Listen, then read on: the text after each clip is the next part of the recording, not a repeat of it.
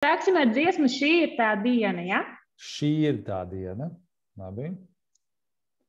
Šī ir tā diena, ko tas kungs mums dos. Un šodien mums īpaši sveicieni. Šodienas jubilāri Marija. Jā, mums. Duets ir pārsteigums. Paldies par to. Šī ir tas Raimons, šis ir tas Raimons, ko tas kungs mums devis, ko tas kungs mums devis. Šis ir tas Raimons, šis ir tas Raimons, ko tas kungs mums devis, ko tas kungs mums devis. Priecāsimies un līdzmosimies, priecāsimies un līdzmosimies, jo šis ir tas Raimons, šis ir tas Raimons, ko tas kungs mums devis. Šī ir tā diena, šī ir tā diena, šī ir tā diena, ko tas kungs mums devis, ko tas kungs mums dod. Šī ir tā diena, šī ir tā diena, ko tas kungs mums dod, ko tas kungs mums dod. Priecāsimies un līdzmosimies, priecāsimies un līdzmosimies, jo šī ir tā diena, ko tas kungs mums dod. Jēzus ir ceļš, Jēzus ir ceļš, ko tas kungs mums dod, ko tas kungs mums dod. Jēzus ir ceļš, Jēzus ir ceļš, ko tas kungs mums dod, ko tas kungs mums dod. Tāpēc priecāsimies un līdzmosimies, priecāsimies un līdzmosimies, jo Jēzus ir ceļš, Jēzus ir ceļš, ko tas kungs mums dod. Tāpēc šī ir tā diena. Šī ir tā diena, ko tas kungs mums dod, ko tas kungs mums dod. Šī ir tā diena,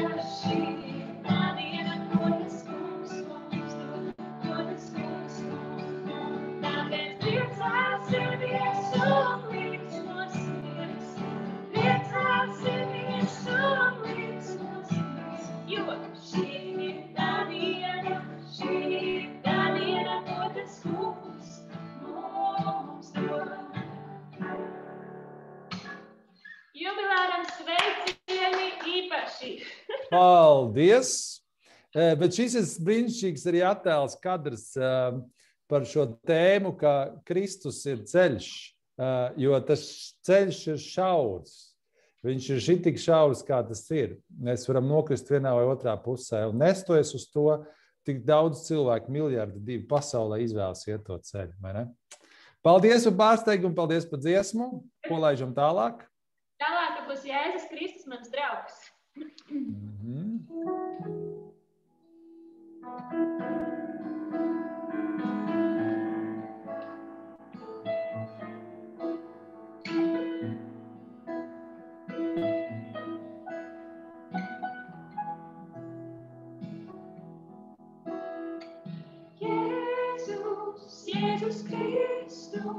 Jēzus Kristus, mans draugs, nekam nemanītu viņu pret kaut ko citu.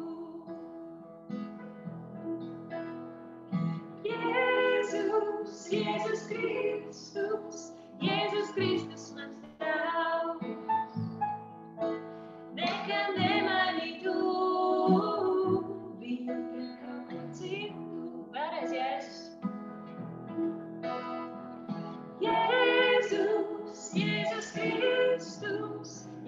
Kristus, mans draugs, nekad nemanītu viņu pret kaut ko citu.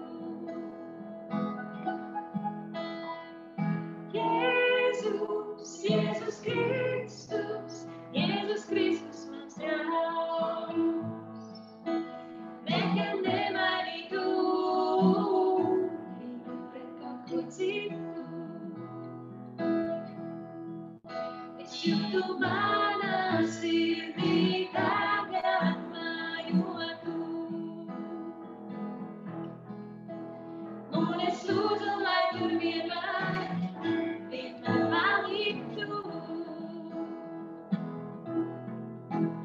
Un kad tavā mājās reizes nokļūšu,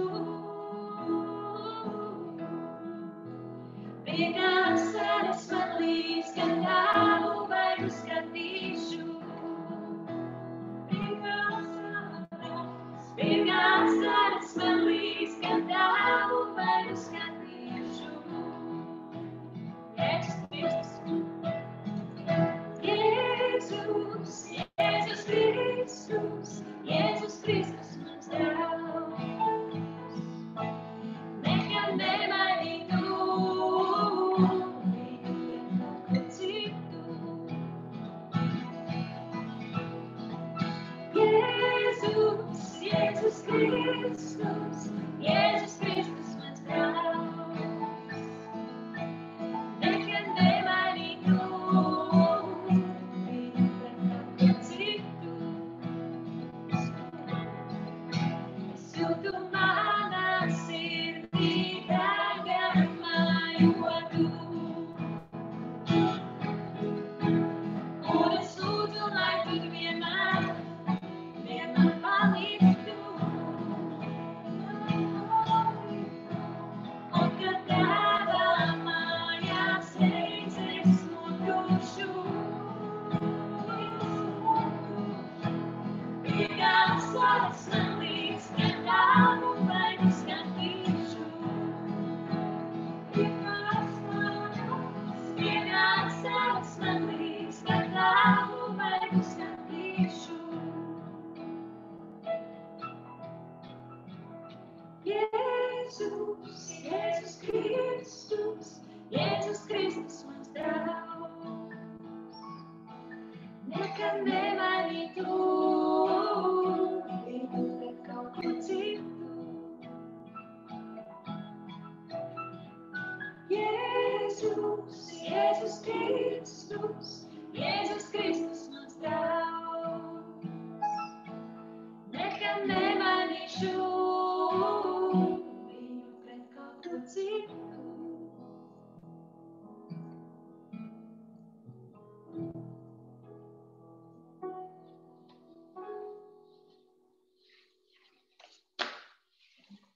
Un tad būs dziesma, jo tik ļoti.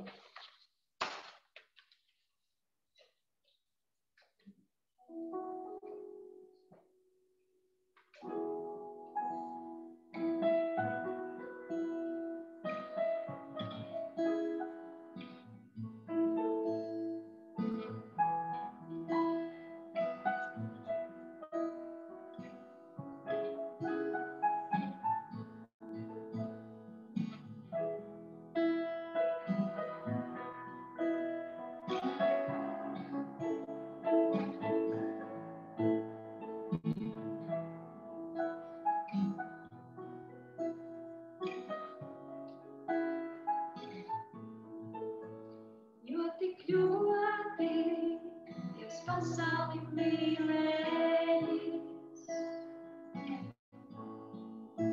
kā viņš devis savu vienpiedzimušo dēlu. Lai neviens, kas viņam tic, nepazustu, bet iegūtu mūžīgo dzīvību. Jo tik ļoti Dievs pasauli mīlējis, kā viņš devis savu vienpiedzimušo dēlu. Lai neviens, kas viņam tic, nepazustu, bet iegūtu mūžīgo dzīvību. Jo tik ļoti Dievs pasauli mīlējis, kā viņš devis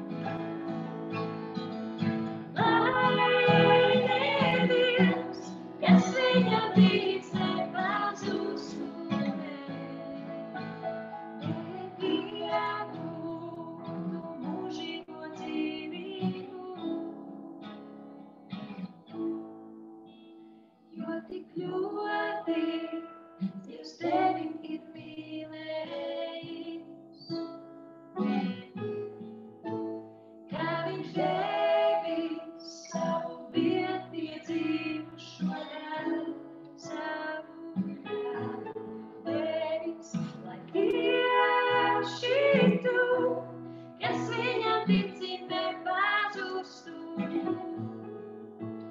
bet iegūtu mūžīgo dzīvību.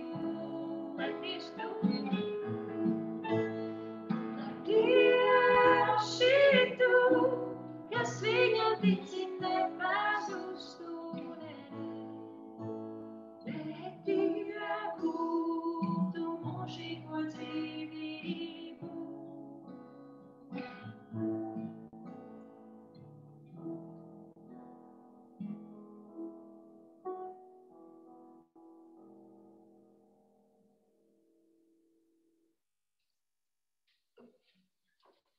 Paldies!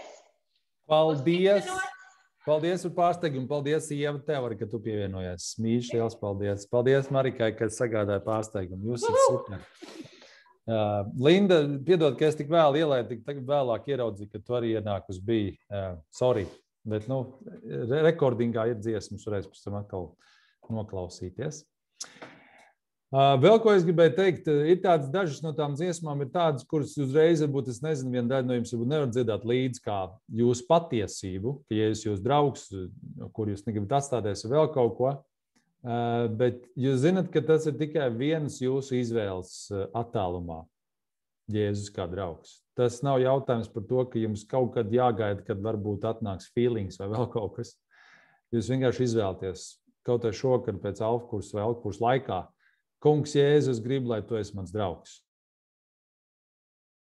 Un viņš būs klātsošs. Es gribu nožēlot, ko es saplam darīšu, un es gribu tev iepazīt Dievs tuvāk, un ja gribētu, lai Jēzus ir jūsu draugs, tad jums ir tikai tas jāpasaka un jāielūdz, un viņš ir tepat, un viņš grib būt jūsu draugs. Un tad tālāk veidojās viss pārējais saprašana un tā tālāk.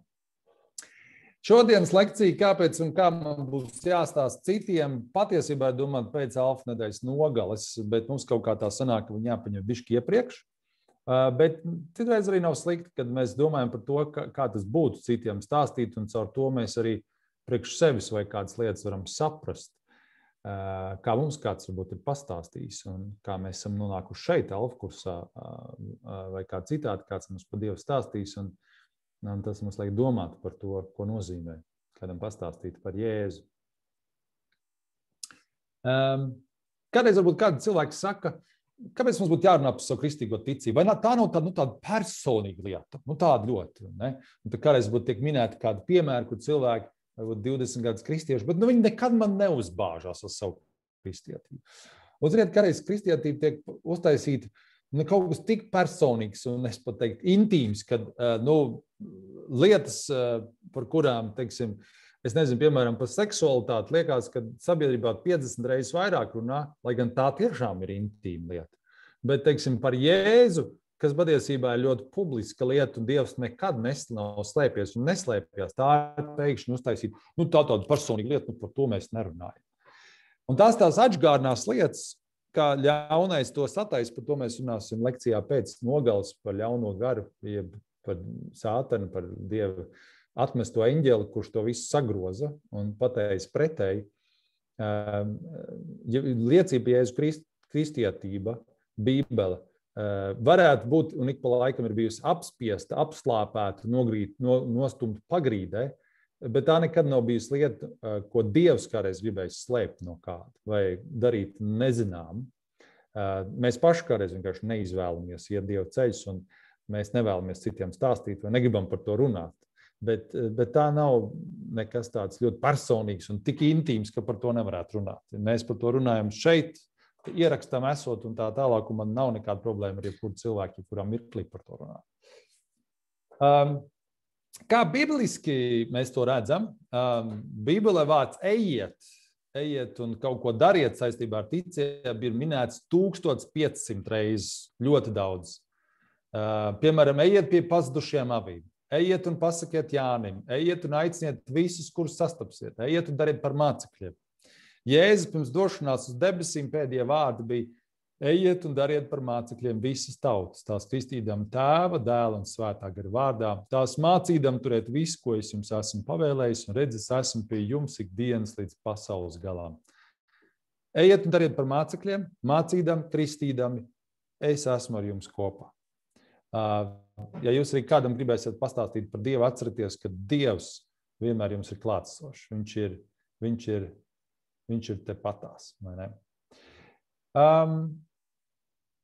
Otrkārt, mēs stāstam cilvēkiem, tāpēc, ka tas ir ārkārtīgi nepieciešams viņam dzirdēt šo vēstu par Jēzu Kristu.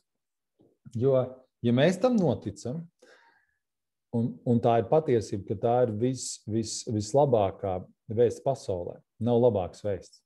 Nav nevienas pasaulē labāks vēsts. Arī tad, ja mēs atrastu nezinu kādu vēsti pasaulē, personīgu vai globālu vai vēl kaut kādu. Piemēram, Covid beidzies, tā ir ļoti svarīga vēsts. Uz pusgadu varbūt. Jo tad viss būtu vienkārši klēdēs un atkal būtu savu vārdu. Vēsts par Jēzu Kristu bija 1000 gadus pirms viņa dzimšanas ļoti svarīga. Tanī mirklī, ka viņš piedzima, visu pasauli briezās kājām gaisā. Burtiski mēs skaitām šodienas laiku 2021. gads pēc Jēzus. Visa pasaules skaitīšana pēc viņa. Un arī tas būs mūžīgi, ka tas ir kaut kas ļoti, ļoti svarīgs un īpašs. Un kāpēc, lai mēs tādu vēstu noklusētu? Un te ir salīdzinājums materiālos man, kad ja mēs iet pa tūkstnesi, mēs būtu nenormāli izslāpuši. Un mēs būtu komanda līdzi, ar ko mēs iet, un mēs ieraudzītu oāzi, un mēs nevaram neteikt. Mēs paiet klusi malā no grupiņas, aiz uz oāzi, vienu pašu peldēt uz ūdenī un baudīt dzērienu, vēl kaut ko, un nevienam nestāstīt. Tas būtu briesmīgi.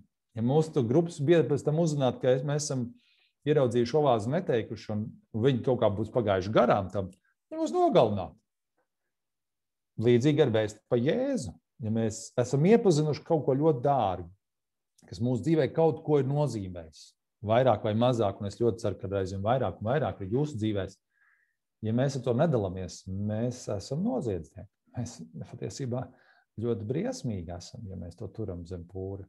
Kaut arī vienkārši piemērs, ja man piedzimst mazulīts, un man ir 2 bērni, katru reizi, kad man piedzimst bērns, liekas, es jau visai pasaulē pastāstīju. Varbūt gluži ne sociālos tīklos visiem, ne? Bet tuviem noteikti, un tiem, vai kaut kas noticis labs dzīvē, ja? Kas jau tāds ļoti labs varētu notikt. Es nezinu, izvesaļojies, man bija slimība, es iegādājies jaunas ģimenes, parasti jaunas miteklis, vai māja, vai mašīna, vai vēl kaut kas arī tādas lietas, bet tās viss ir ļoti, ļoti pārējošas. Arī bērni izaug, un tad no tā mazā skaitā tos pat tādu radzīgu tīni, un nemaz nav vairs tik vienkārši. Bet Jēzus nemainās. Tāds, kāds viņš bija vakar, šodien tāds viņš ir mūžīgi. Mīlošs Dievs, kas ir mums līdzās ikdienas līdz pasaules galam. Tā ir milzīga vēsts.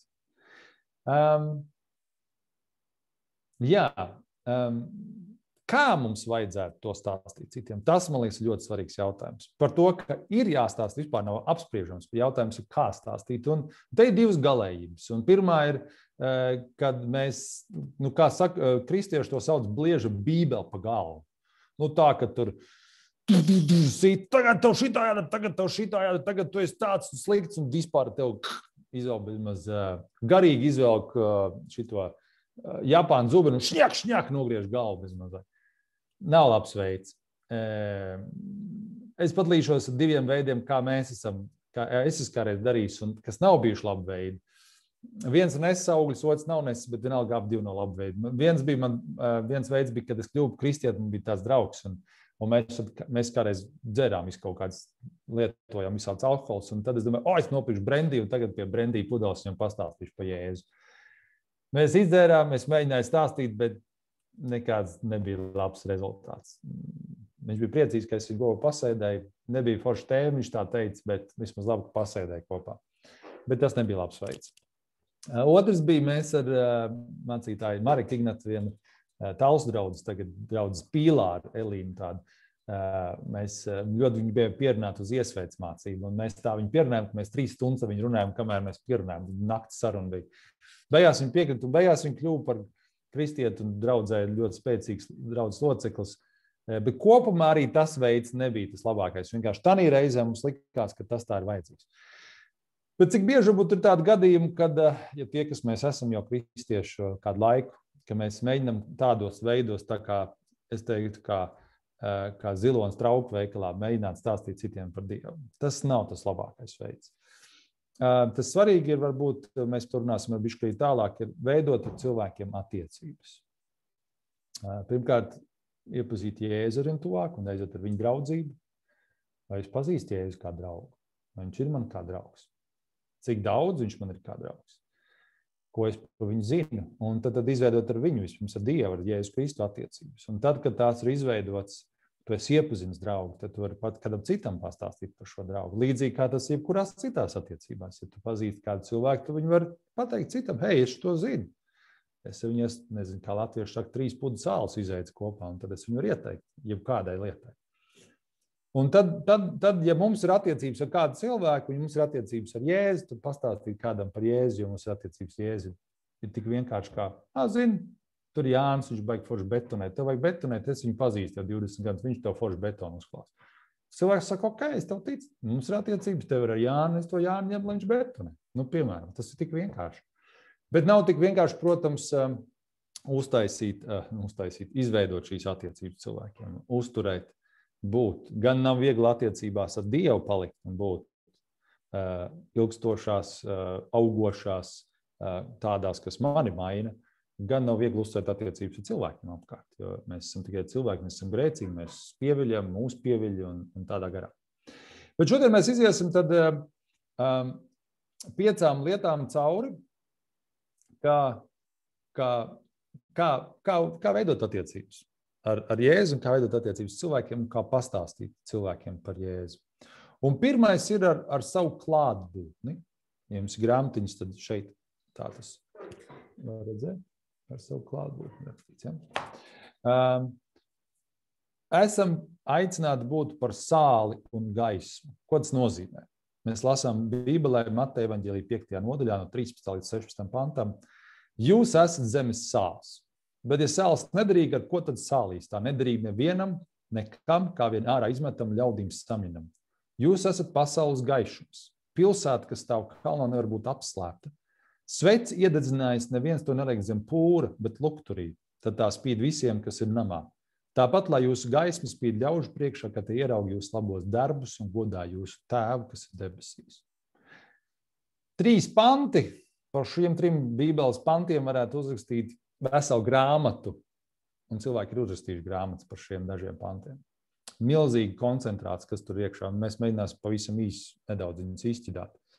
Tad zemes sāls, pasaules gaišums, tie ir vārdi, ko Jēzus lietā par tiem, kuri grib būt par kristiešiem paši un ko nozīmē būt par liecību citiem. Tas nozīmē turēt sāli sevi. Tas nozīmē būt piepildītiem ar Dievu klātbūtni. Tas nozīmē, ka tu regulāri apmeklē dievkalpojumus, lasi Bībeli, ka tu meklē Dievu lūgšanās, ka tu cik iespējams visas savas problēmas centies vispirms risināt, runājot ar debes tēva Dievu.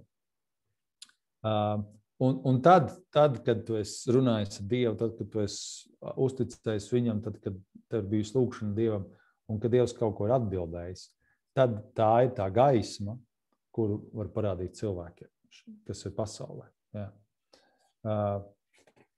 Dzīvot, principā tas ir aicinājums tiem, kas izvēlas šo ceļu iet. Un tas nav tikai par kristībām, iesvētībām, laulībām vai kaut ko tam līdzīgi. Tas ir par iet ceļu kopā ar Dievu. Un tas, kā jūs redzējat, tai dziesmā, ko dziedāja sākumā, tas ceļš ir līdzīgi kā tai bilde. Viņš ir šaurs, viņš ir diezgan šaurs. To mēs lasām arī Bībelē. Plats ir ceļš, kas iet uz pazušanu, šaurs ir ceļš sekot Jēzu. Bet tas ir tas, uz ko Dievs aicina. Viņš saka, ja tu gribi, tev nebūs viegli daudzā jomā, bet būs svētīgi. Jā, un atkal cilvēki kādreiz sajauc, kas ir viegli un nav viegli un kas ir svētīgi. Par to, kā citreiz mēs varam parunāt. Bet mēs esam aicināti, kā zemes sāls, ja mēs noticam Dievam, ka kristieši tie, kas uztur sabiedrību, kas sālī sabiedrību. Tagad mums visur produkts stāv pārsvar leduskapjos vai saldētavās, kur vēl ilgāk var uzglabāt. Kāreiz nebija tāda leduskapja un saldētavas, kāreiz, lai uzturētu kādu ēdienu vai gaļu vai ko, lai viņi būtu ilgstoši kūpināji vai sāli. Viens no veidiem bija sāli. Ļoti, ļoti sasāli. Un tāpat arī sabiedrībā vajag daudz kristiešu, kas sālī sabiedrību, jo viņi nesasāli, tad viņi aiziet uz bojā eju. Jo cilvēki, kas nesako Dievam, viņi dara ļaunas lietas, grēko, un grēks viņus veda, ko mēs lasām Bībelē, pretīm nāvei. Tā ir sabiedrība, kas aiziet pretīm nāvei. Viņi pati par sevi aizd uz iznīcināšanos.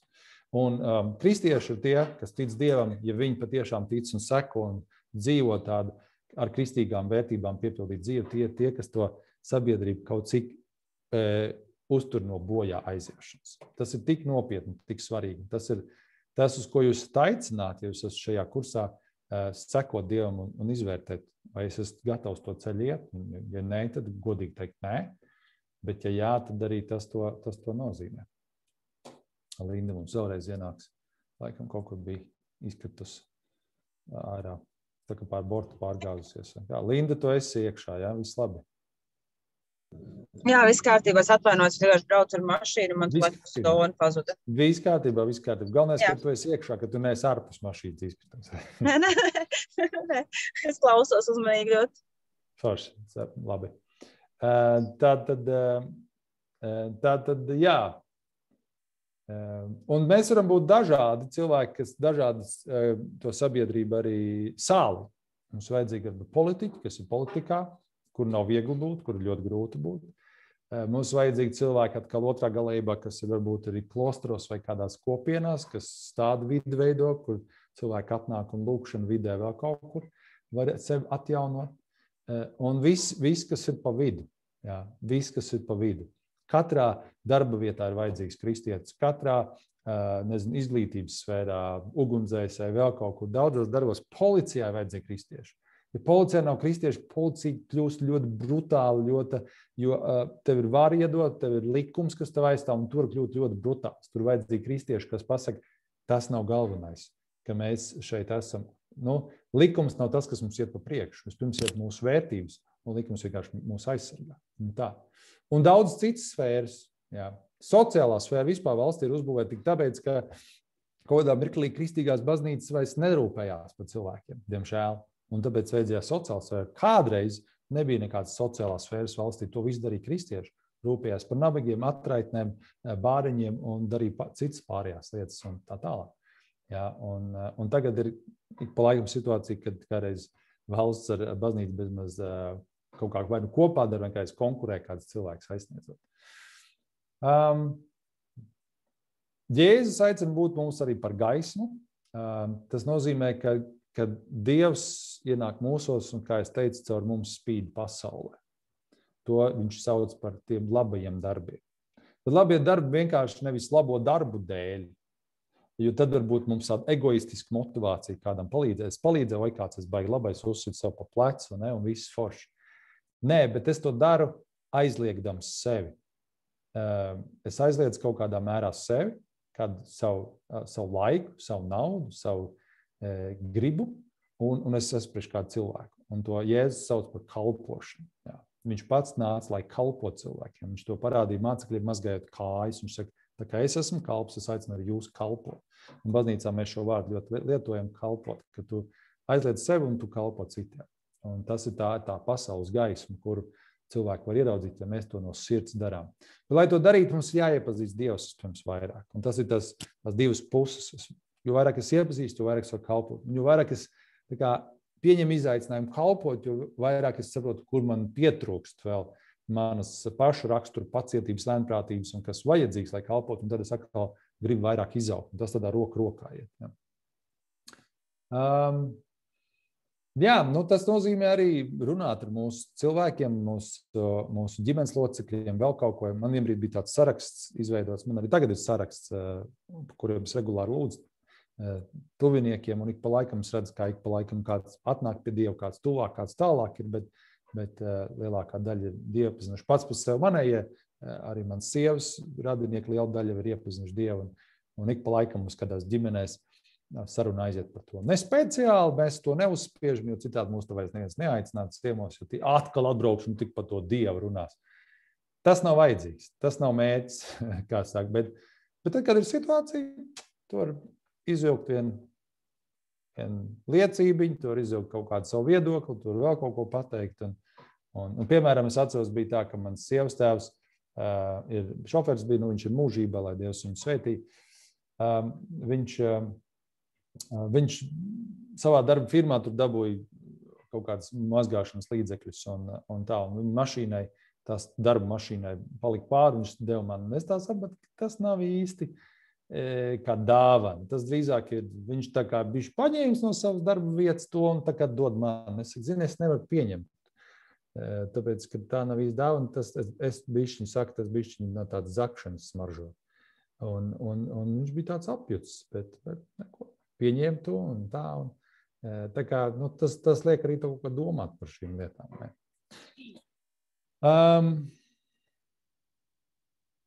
Jā, tāpatās apostols Pēters saka par to, ka arī kādas kristīgas sievas, ja kādam vīri nav tādi baigie kristieši, mēs varam lasīt, ka no kristīgas sievu, ja viņa raksturs ir pazemīgs un pacietīgs, lēnprātīgs, ka viņa savu uzvedību dēļ var mantot kādu vīru dievam. Un tie vārdi tādi, ja kādai no viņām vīrs neklausa vārdiem, lai viņi tiktu mantot Kristumu bez sludināšanas, bet ar sievu uzvedību, kad viņi redzēja savu sievu dzīves šķīstumu un godbijību. Jā. Un tas ļoti grūti. Un ir kaut kāds robežs, kur, ja, teiksim, vīri sākas izdauzīt vai citādas stulbības darīt, tad vardarbīgi kļūt, tad tas nav pieļaujams. Bet citādi jau daudz sievas var savus vīrus pievest Dievam ar nevis varbūt tādu kareivīgu kristietību, jo tas nestrādā īpaši pret vīriem. Tas tikai wow. Vīriem ieliek teikt, ej bišķi tālāk no manis. Bet tad drīzāk tāda pazemīga, daudz lūkšanas, varbūt kaut kādas lietas, ko tu iedod vīram, vēl kaut ko, ka viņš sāk domāt, ja šitā mans vīrs dara, tad vai šitā man sieva dara, tad es to esmu gatavs pieņemt. Kāds amerikāns tā liecināja par to, ka viņš kļuva par kristieti, viņam baigi grūti bija pārliecināt viņu sievu, lai viņa nāks baznīcas. Un viņam bija tāda lieta, es nezinu, tas laikam amerikāņiem, viņš nevarēja miskast iznest. Viņam ļoti nepatika nest miskast, un viņas sievas strīdējās kādreiz līdz nemaņai par to, kurš nesīs miskast. Tas varbūt jebkas cits. Bet par viņu bija stāsts par miskast. Un tad vienā dienā viņš lūdz Dievs, un kāpēc man sieva negrib iepazīt tevi? Es esmu gatavs jebko darīt. Un ar to mums vienmēr jābūt uzmanīgiem, teikt jebko. Un viņš palika tādā klusumā, un Dievs viņam teica, jūs zināt, ko viņš viņam teica, paņem un iznes miskasti. Viņš izdarīja vienreiz, otrreiz un trešoreiz, un pēc 4. reizes sieva kļūt atvērtāk. Viņš saprata, ka kaut kas ar vīri noticis, jo viņš ir gatavs iznest miskasti. Un pēc kādu laiku viņa kļuva par kristieti, un viss bija brīnišķīgi, labas beigas. Jā, un kā es minēju, šodien Marika būs aicināta liecināt, tā Marika, kas mums Gregors skolas darbinieks. Jo tas iziet, ka jebkuram kristietim ir jābūt gatavam liecināt par Kristu jebkurā dzīves momentā. Tad pasaka, Dievs pārsvarā, hei, kur iespēja, tad tev jābūt izvilkt to kārti vai to savu liecību un iedot cilvēkam. Jo apostols Pēters raksta, būdam ar vienu gatavi aizstāvēties savas cerības dēļ pret katru, kas no jums prasa atbildību. Tomēr gan ar lēnprātību un bijību. Ja. Ja mums ir tā cerība uz Dievu, mēs esam satvēruši, ka Dievs ir mana cerība, mans glābējs, mans glābšana, es tam noticu, es to lēmumu pieņemu. Tad, kad kāds man prasa, kā tu vari cerēt, kā tu vari būt tik pierīgs? Dievs mans kungs. Varbūt viņš teiks, jā, atkal tu savu veco stāstu. Bet ja viņš atkal un atkal kāds cilvēks redzēs, ka Dievs ir mans kungs, uz ko es ceru, nevis tur, vakcīnas, nevis tur tas, nevis tur šitas, nevis tur veselīgs dzīvesveids, kas nav slikts, bet ne tas ir mans glābējs, tad cilvēks sāks domāt. Kad mums rodas iespēja runāt, otrais punkts, kā mēs varam, tad pirmais ar klātbūtni liecināt, ar klātbūtni ar to, kas mēs esam, ko Dievs mūsos ir izdarījis. Ja ir izdarījis izmaiņas. Otrais ar pārliecināšanu, ar to, ka mēs pastāstam un pārliecinām no sevis, cik aizrautīgi. Tas ir tādā mirklī, kad cilvēki ir atvērti klausīties. Un tas ir līdz tam, ja mēs esam iepazinuši kādu cilvēku, mums vajag ļoti tuvas attiecības, lai mēs varētu jau sākt pārliecināt. Ja. Kā to darīja apostols Pāvils rakstīja, tad pazīdam bijību tā kunga priekšā mēs pārliecinām cilvēkus. 2. Korintiešu 5.11. Viņš arī runāja savam tesaloniķiešiem, ka viņš pārrunāja, izskaidroja un pierādīja pēc rakstiem, ka Kristum bija jācieš un jāpieceļas no mirušajiem. Un daži no tiem viņš pārliecināja. Mēs varam lasīt apostļu darbu 17. nodaļā. Atcerēsimies arī, kad kāda sieviete, viņš gāja pa ceļam Jāņa 4. evaņģēlijā, viņš gāja Jēzus caur Samarijām, tur bija kāda sieviete pie akas, kura bija diezgan sabiedrības izstumta, viņam bija bijuši 5 vīri, tāda sieviete. Un sieviete viņam sāk uzdot dažādas jautājumus, un Jēzus viņai deva atbildes. Bet viņš vadīja šo sarunu ar šo sievieti pie atpakaļ tēmas, nevis uz to, ko viņi mēģināja teikt, jūs tur sakat, vajag palūgt tur vai palūgt šeit, bet viņš saka, nē, stāsts nav par to, kur lūgt, stāsts ir par tevi un par mani. Un arī tas ir mūsu dzīvēs vienmēr. Kāpēc nevienmēr mēs varam atbildēt uz visiem jautājumiem, kas cilvēkiem ir, piemēram, kāpēc Dievs pieļauj ciešanas, kā tad ar visām reliģijām, krustakari un tā tālāk šie smagie temati. Un jūs varat teikt, nav stāsts par to, bet stāsts ir par tevi. Vai tu esi mierīgs, vai tu esi tāds? Vai es esmu tāds par sevi vispirms, vai es esmu šāds? Un kas man dod mieru? Ja? Un tas ir par liecināšanu, kuru mēs varam katrs liecināt par Dievu, ko Dievs man ir devis. No sīkumiem, no dažām lietiņām. Un ja mēs paši neesam pārliecināti, ko Dievs mums devis, mums būs jākļūst vispirms pārliecināti, ka Dievs mums ir daudz ko devis. Bet tad, kad mēs kļuvuši esam pārliecināti, tad tas ir īstais laiks ir dalīties. Un Dievs parasti arī mums sāk dot kaut kādas kalpošanas un visādas lietas, tad, kad mēs paši esam pārliecināti un kad mēs paši esam, tādi nobrieduši garīgi, ka mēs saprotam, jā, Dievs ir, viņš ir mans kungs, viņš ir mans glābējs un tad es varu citiem pastāstīt. 3. punkts ir pasludināšana. Un tā ir liecināšanas būtība, ko nozīmē pasludināt, liecināt, ka mēs dodam iespēju dzirdēt un pastāstam citiem par to, ko Dievs mūsu dzīvēs ir darījis. Viens no veidiem, kā mēs varam cilvēkam pastāstīt par Dievu, varbūt paaicināt viņus kādu kristīgu pasākumu, vai tas ir, piemēram, alfa kurs nākamais, vai tas ir dievkalpojums, vai tas ir kāds cits pasākums kristīgs. Tagad nenotiek ārā pasākumi, bet tur, kur notiek un ir, kur cilvēki varbūt tā neitrālāk var atnākt, jo baznīca ir ļoti tāda slēgta vide. Cilvēkiem diezgan grūti atnākt uz baznīcu, jo tas ir tāds, tu atnāc uz baznīcu, tu ej uz baznīcu, un tas tāds uzreiz tāds spiediens ir. Bet, teiksim, es daudz cilvēks aicinājis tādu neitrālākiem, vai jūs organizējat kaut kāds dārza svētkus, kur daudz ir kristieši, paaicināt tur viņus, vai ne? Vai tie ir, piemēram, kaut koncertāri kristīgi vai vēl kaut kas. Viņi maz notiek, bet vajadzētu vairāk. Kur cilvēkiem viņi ir iepazīties kristietību neitrāli. Man ir vairāk cilvēki pie Dieva atgriezušies tieši kristīgos koncertos. Mēs Talsos kādreiz rīkojām kristīgās mūzikas festivālu, saucās Padod uguni, kaut kāds 4-5 gadus, un es biju viens no organizatoriem. Tur 1000 cilvēki nāca uz to koncertiem, un viena liela daļa nebija kristieši. Tad, proti, mēs varam darīt līdzīgi tā, kā Filips teica Andrijam, ja, nāc un redzi, kāds ir Jēzus. Ja, ja neesat vēl nostījušies Chosen, jeb izredzētais sērijas, iesaku obligāti nostīties, tur vienā sērijā bija, no pēdējām 2. sezonas sērijām tieši bija par to, kā Filips aicināja Natanielu, un kā viņš šaubījās, bet viņš teica, nāc pasties, un tad redzēs pats. Kopumā es teiktu, ka tas veids, kā cilvēku atvest pie Dieva, ir apmēram tāda ķēdīte. Kļūsti kādam par draugu, ja iedraudzējies, tad patiešām esi draugs viņam. Un tad tikai ved draugu pie Kristus, ja, ko es jau sākumā teicu par draudzību. Tas viss izšķirošs svarīgais. Ja tā tu darīs, tad parasti tas ir visreālākais veids, kā pievest kādu Kristumu. Un tas prasa gadus. Tas nav tā, šodien satiku kādu, trešdien mums bija forša saruna, un svētdien saka, vai nāc uz baznīcu. Tas tā nenotiek. Bet ja tu esi jau kāds 3 vai 4 vai 5 gadus kādu pazīstams, jūs esat labi draugi, un agrāk vēl jums jau kāds sarunas bijuši par Dievu. Kādā mirklī tu var teikt, tu esi daudz prasīt par Dievu, nāc pats paskaties, ne? Un izčeko, kas tur ir. Ne?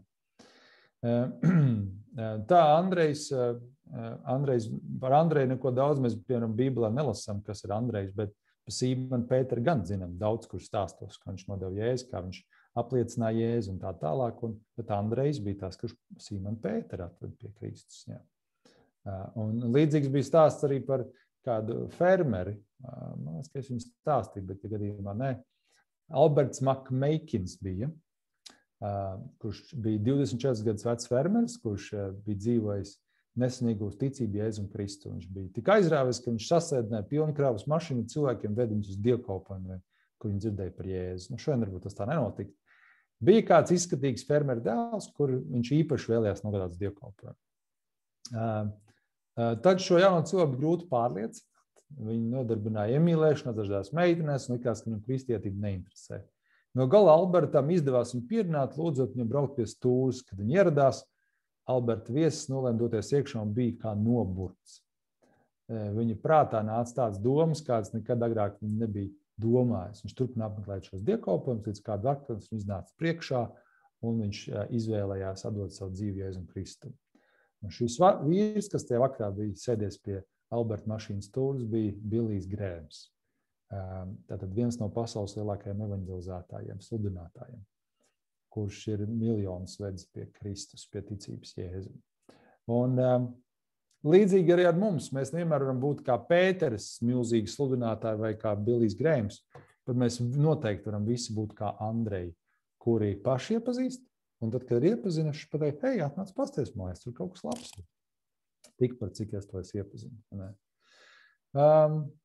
Jā, un tas liecības būtība ir, pasludināšanas būtība ir pastāstīt to, ko Dievs pie tevis darīs. Liecināt, mēs kristieši sakām, mēs esam kaut ko piedzīvojuši, un mēs stāstam, mēs liecinām. Un tas ir ļoti iedarbīgi, jo neviens nevar apšaubīt un atņemt jūsu liecību. Viņi ir apšaubīt Bībeli, viņi ir apšaubīt ticību, viņi ir apšaubīt Dievu, bet to, ko jūs esat piedzīvojuši, nevar apšaubīt. To, ko es esmu piedzīvojis, to, ko mēs ik viens ar Dievu piedzīvojuši, gan man personīgā piedzīvojums, ko es ticu, jūs piedzīvosiet, ja būsiet atvērti Svētā gara nogalē, 4. maijā, aicinu visus piedalīties. Un tur būs gan tās lekcijas, bet pēc tam arī būs aizlūgšanas, kur individuāls pirms aizlūgšana, tas pamatmērķis, ka jūs varat piedzīvot Dievu klātbūtni. Un ka jūs esat piedzīvojuši Dievu klātbūtni, ka Dievs kaut ko jūs dzīvē ir izdarījis. Nešaubaties, ka tas bija kaut kas sagadīšanās, sakritība vai kas, bet tas bija pa īstam. Un ar to stāstot un liecinot, jūs dubultojat šo piedzīvojumu. Un viņš jums paliek. Tas tā kā ar anekdoti. Ja jūs saņemat, forši anekdoti baigi labi, bet ja tu izstāsti, tev jau viņi vairāk paliek. Ja tu izstāsti 5, tev viņi ir jau nosēdusies. Vēl cik daudz svarīgāk ir ar to vēstu, ko mēs saņemam no Kristus, kas maina cilvēku dzīves pilnībā. Tā kā, jā. Nākamais veids, kā pasludināt, ir ar spēku. Jaunajā derībā mēs lasām, ka Jēzus pasludināšana par to, kas viņš ir un kas ir Dievs, nāca līdzi ar to, ka viņš darīja dažādas brīnums, dziedināšanas. Jā, mēs varam lasīt, ka viņš dziedina slimnieks, kas tur ir, un kādās vietās mēs lasām, viņš dziedināja visus, kas bija tā kā neveseli vai kādas problēmas viņam bija. Šodien mēs nevaram teikt, ka mēs esam tik spēcīgi, es domāju, baznīcā, ka mēs varam visus dziedināt. Lai gan ir pasaulē kustības un organizācijas arī kristīgas, kas ļoti daudz notiek dziedināšanu. Pasaulē ir gadījumi arī, kad cilvēki no mirušajiem ir augšām celšies pēc aizlūgšanas. Arī tādas ir, kā to Jēzus darīja. Varbūt mūsu ticība nav tik spēcīga, vismaz es par sevi varu teikt šodien to. Un tomēr, kad mēs lūdzam cilvēkiem, mēs ticam, ka Dievs pieskarās, ka viņš dara labāko, ja tur ir operācija caur ārstrokām, ka viņš var paņemt projām kādas slimības, ka viņš var, un viņš to var, par to nav šaubu. Jautājums, vai mums ir tā ticība to tā lūgt. Bet tas ir daļa no procesa, kā varam mēs kādam pastāstīt par Dievu. Un tāpēc arī Alfa kursā ir šī diena par Svēto garu un pēc tam aizlūgšanas. Tas mērķis ir, kad lūdzot par jums, kas ik viens atnāksiet, un visi būs aicināts no aizlūgšanām, atsevišķā telpā, tas būs individuāli, personīgi, ka mērķis, ka jūs piedzīvojat Dievu klātbūtni caur šo aizlūgšanu, ka jūs piedzīvojat Dievu spēku savās dzīvēs, ka Dievs kaut ko izmaina, vai tas ir kāda attiecības samežģījuma, vai tas ir veselības lietas, vai tas ir kaut kas, ka Dievs pēkšņi pārdabiski iedarbojas jūsu dzīvē. Un tas ir daļa no pasludināšanas. Jā, tas ir daļa no alfkurs, lai jūs jau piedzīvot, lai jūs saprat, ka tas nav tikai par to, ko galvā mēs saprotam, bet ka tas ir par to, ka mēs to piedzīvojam, ka mēs redzam, ka kas notiek, kaut kāds izmaiņas, jā, ar to. Jā. Un visbeidzot, kas ir pēdējais 5. Lūdzot. Lūdzot par cilvēku. Atkal ļoti svarīgi, lūkšanas tēma mēs izrunājam, bet lūkšanas tēma ir ļoti plaša un dziļa, ka tas ne tikai, lai Dievs mums kaut ko, bet ja mēs gribam, lai kāds cits iepazīst Dievu, tad tas viss sākas, kā tādi kristieši saka, uz ceļiem, ka mēs uz ceļiem nometušies lūdzam par citiem, vai mēs vienkārši pavadam laiku lūkšanā. Ir arī tāds teiciens, pirms to ar cilvēku runā par Dievu, vispirms runā ar Dievu par to cilvēku. Noliec Dievu priekšā šo cilvēku. Un grāmatā žēlstība un atkal žēlstība, ko es ik pa laikam atsaucos, mēs vīriem ejam cauri. Autors ļoti spēcīgi daudz par to lūkšanu runā, un pēdējā saļā, ko mēs izgājām otrdien cauri, viņš tieši runāja par to, cik svarīgi, ka mēs nesam tos cilvēkus, kurus mēs gribam, lai viņi iepazīst Dievu priekšā. Regulāri, nemitīgi, nepagurstoši lūkšanās. Lai Dievs viņus uzrunā, lai Dievs viņus piepilda, lai Dievs viņiem dot savu klātbūtni.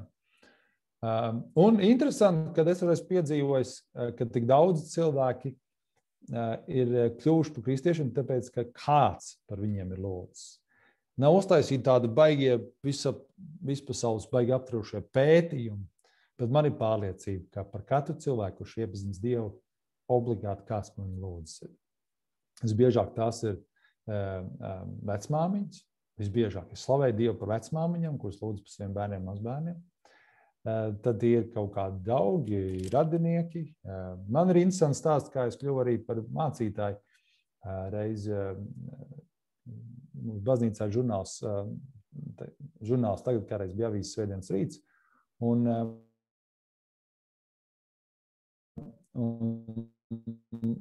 mans pēc tam kursbiedrs, ka es jau sāku mācīties par mācītāju, mums bija kaut kādā draudzē pasākums, kurš tur bija kā jauns kristietis, un man bildi, un viņš bija tā ieraudzījis to bildi un teica, Dievs, man liekas, ka šis puisis, šis vīrietis, šis jauneklis var kļūt par mācītāju. Es gribu lūgt Dievs, es lūdzu, ka viņš kļūt par mācītāju. Kādu laiku, un pēc tam mēs satikāmies vienā kursā, un es mācījos kļūt par mācītāju, viņš ir arī mūsu baznīca evaņģēlists un kalpo Dievam. Viņu sauc Emīls, un tā es piedzīvoju to, kā viņa lūkšana, ka es tur nokļuvu, un es zinu, ka man daudz lūdza, lai es kļūtu pirms par ticīgo un pēc tam par mācītāju. Mums jālūdz par saviem draugiem. Man ir bijuši pieredzes ļoti daudz, kur cilvēki lūdz par kādiem cilvēkiem, kas ir krituši kādās vai atkarībās vai problēmās. Un, kad viņi lūdz nereti, šiem cilvēkiem kļūst vēl grūtāk, vēl smagāk. Un viņi domā, es nevaru lūgt, pasies, kas viņi notiek. Bet īstenībā jādara tieši otrādā. Ir jādara vēl vairāk lūkšanas. Jo nereti, kad cilvēkiem ir problēmas, ja viņi kļūst vēl sliktāk, tas ir īstenībā zaļā gaisma, kad Dievs sāk savu darbu pie viņa. Jo, lai kādreiz cilvēks nonāk pie Dieva, viņam jānokļūst vissmagākajā un grūtākajā bedrē. Jo tad, kad viņš ir tajā bedrē, tad viņš nereti sauc uz Dievu. Ir forši, kad cilvēks ātrāk atnāk pie Dieva, bet lielākā daļa, diemžēl, atnāk tad, kad viņam ir galīgi sūl. Un tāpēc mums jālūdz par draugiem, un ja viņam kļūst sliktāk, tad mums ir jādubulto laiks, ko mēs par viņiem lūdzam. Un vēl dedzīgāk, un tad viņi nāks pie Dieva. Visam pāri, mums visiem kā kristiešiem ir obligāti nepieciešams neatslāpstot citiem stāstīt par Jēzu. Ar savu klātbūtni, neatlaidību, pasludināšanu, spēku un lūkšanām.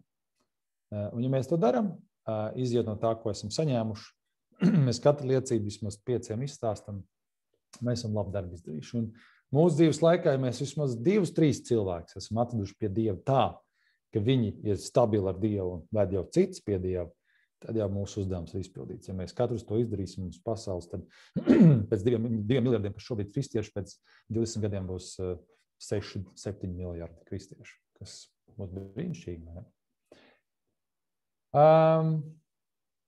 Jā, kāds vēl viens stāsts, es nezinu, vai es jums to izstāstīju, man grūti saprast, ko es stāstīju, bet Šis bija par svētdienas skolas stāsts un par karavīru laukā. Es esmu to jums stāstījis.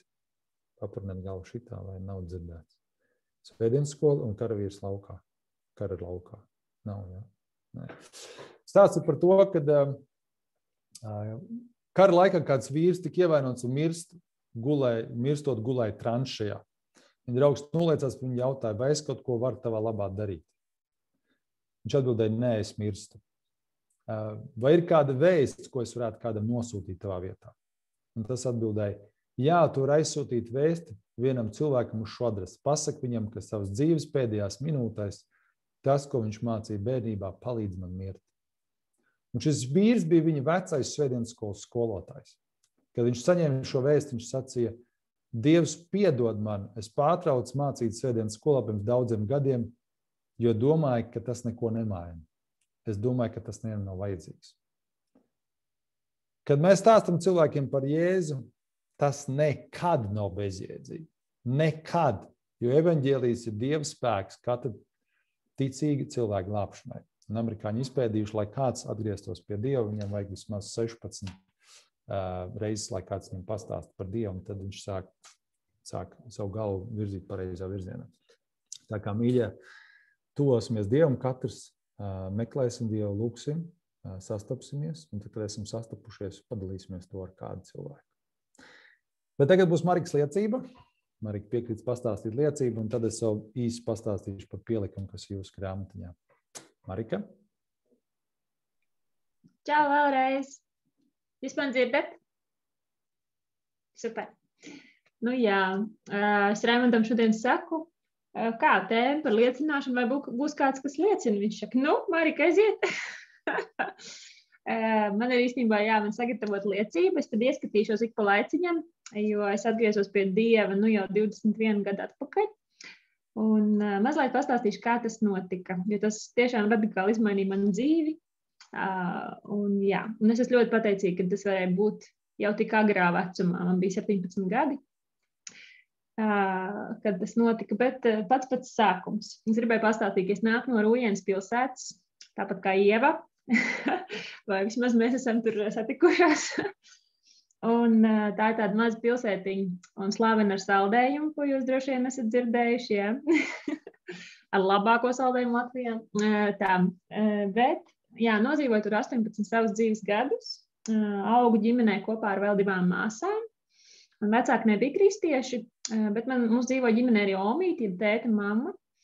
Un viņa bija ticīga, bet viņa ļoti neizpauda savu ticību.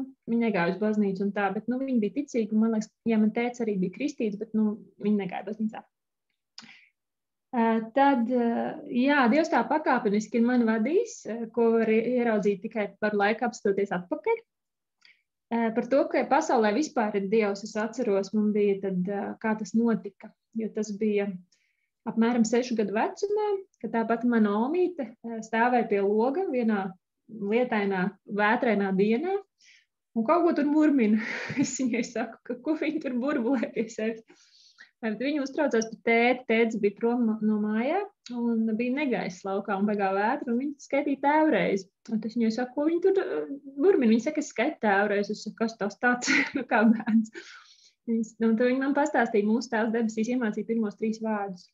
Un es atceros joprojām to sajūtu, ir kāds, kam tu var lūgt palīdzību, tā kā kas tev dzird, kaut kas lielāks tāds, un to joprojām atceros. Jūs varat padomāt pie sevis, kas bija jums pirmais cilvēks, kas jums parādīja, tā kā, ir kaut kas vairāk, kaut kas liels, kas jums atklāja to, ja? Mēs citreiz saucam tos par Jāņiem kristītājiem, kas parāda ceļu.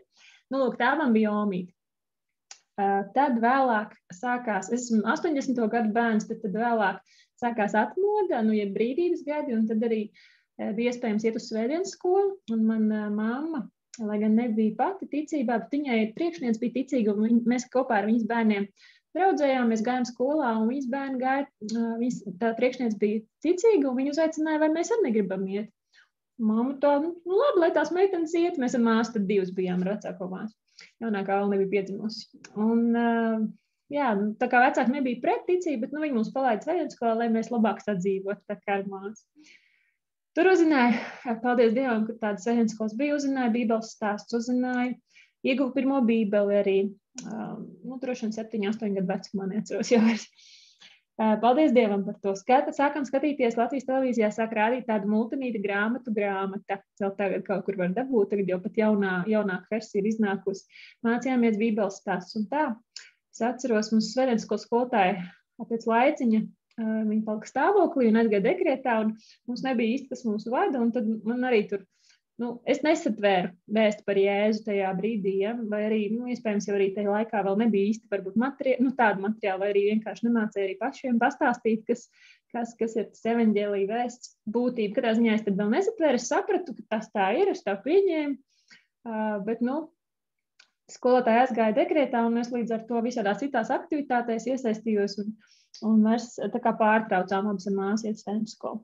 Un tad pusauģu gados mēs bijām ļoti apzinīgas skolnieces, abas divas ar māsu, bet es citreiz tiešām ļoti vēl mācījos, biju muzikas skolā aktīva, orķestros, koros, visu piepildīts laiks. Un tad pamazām Bībele aputēja manā grāmatu plauktā, jo tālāk par pirmo Mūzes grāmatu, protams, es netiku. Neviens mums nepastāstīja, kā jālas Bībeli, tā kā to arī vēl nemācēja, man liekas, skolotāja tajā laikā. Nemācēja, varbūt pat neaizdomājās kaut kas tāds. Būtu jāmāca. Lūk, tad man bija tāds dzīves pavērsiens 11 gados. Es daudz laika pavadīju slimnīcā, jo man atklāja analīzēs tur kaut kas nav riktīgi. Un tad mēs braucām mammu uz Rīgu, tad uz vienu slimnīcu, uz otru slimnīcu, sanatorijas un viss kaut kas, un man bija laiks domāt par lietām. Un vērtēt attiecības ar cilvēkiem, sākās droši vien arī kaut kāda izaugsme, tāda no tīņu gadi un pārējos tāda nobriešana.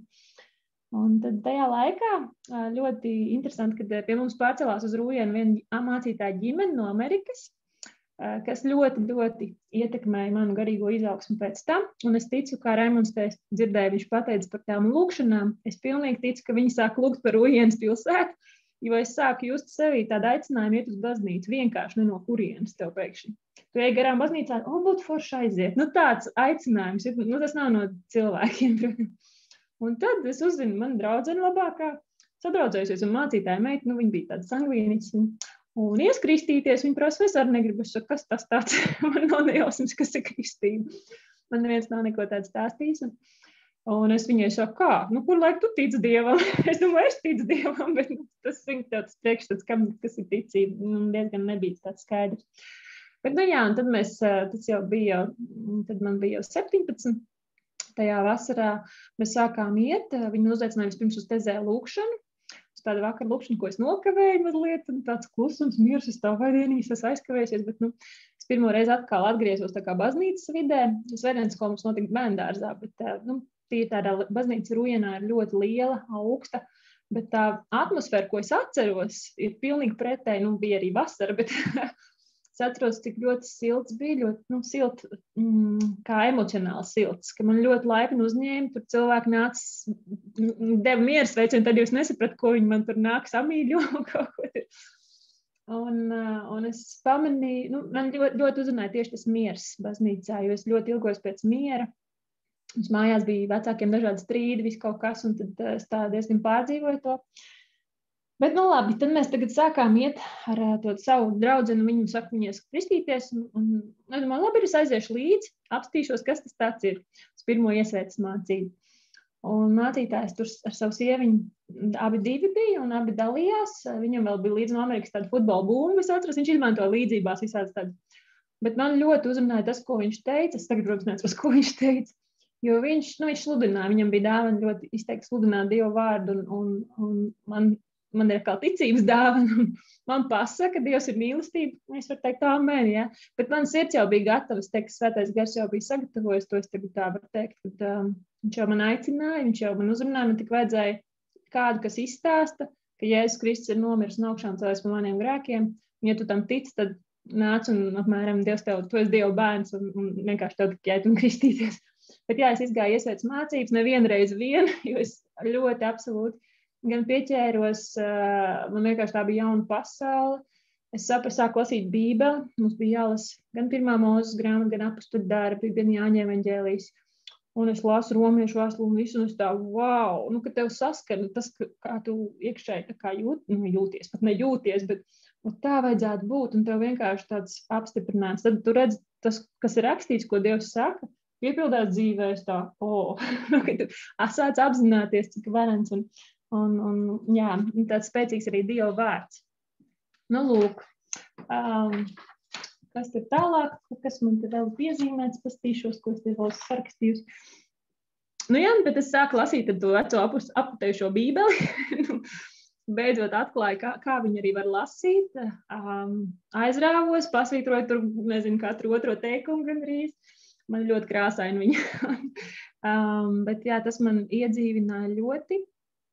Izlasīju arī visu iespējamo kristīgo literatūru, kas mums Rujienas bibliotekā bija. Pārāk daudz grāmatas jau nebija, bet mācītājs mums arī dāvināja grāmatas un deva dažādas lasīt un ņēma visādot pasākumos līdz. Mēs atbraucam ar visu Gregoru skolu, tad ar jauniešiem, mums bija tādi jaunieši uz rekolekcijām šeit, un tas man arī bija vesels piedzīvojums. Un, jā. Nu tā, un tad vienkārši sakot, bija īstais laiks šīm lietām. Sāku baznīcas korī dziedāt jau, man liekas, jau uzreiz pēc tās lūkšanas, man liekas, mums jau uzaicināja skori, un mums ar to draudzeni patika dziedāt. Mēs vienkārši iesaistījāmies uzreiz aktīvi draudzes dzīvē. Es ar mācītāju ģimeni, viņi bija īpaši ģimeni tādā ziņā, ka viņi bija ļoti atvērti, un Rujienā, var teikt, vienīgie kristieši, ko es zināju, un viņi arī, mēs pie viņiem palikām. Pēc dievkalpojumiem sadraudzība, bieži vien katru otro dienu gandrīz vairs viņus satiku, mācījos no viņiem, kā viņi attiecās viens pret otru. Un tas man ļoti, ļoti uzrunāja īpaši mīlestību, ko es redzēju, kas tais cilvēkos ir. Un, jā, nu, tu nevari pretoties mīlestībai, ja tas ir kaut kas tāds, pēc kā katrs cilvēks ilgojās. Un tad pienāca kristību diena, 2000. gada 2. janvāris, kas bija ziema.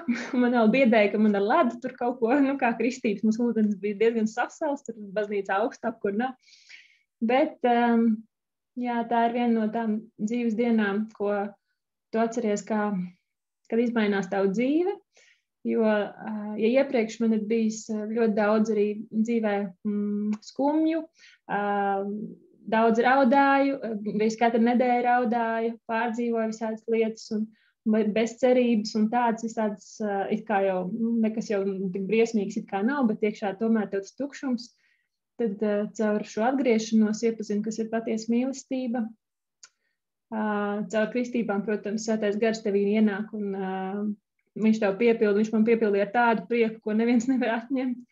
Un, jā, to nevar tā izstāstīt varbūt tiem cilvēkiem, kas nav iepazinuši Dievu, bet es noteikti ikvienam novēlu, ja to pēc iespējas ātrāk satvert, un tā ir liela žēlstība, ko es saprotu, ka ticība ir mums dāvana. Un, jā, un es esmu priecīga, ka es varu dalīties ar to, kā viens var, un tagad arī dziesmās bieži vien. Un, jā, īsumā tā. Paldies, Marika. Paldies, jā. Katrs jau mēs to varētu dalīties. Jā, sirsniņa reka no ielas. Paldies. Super.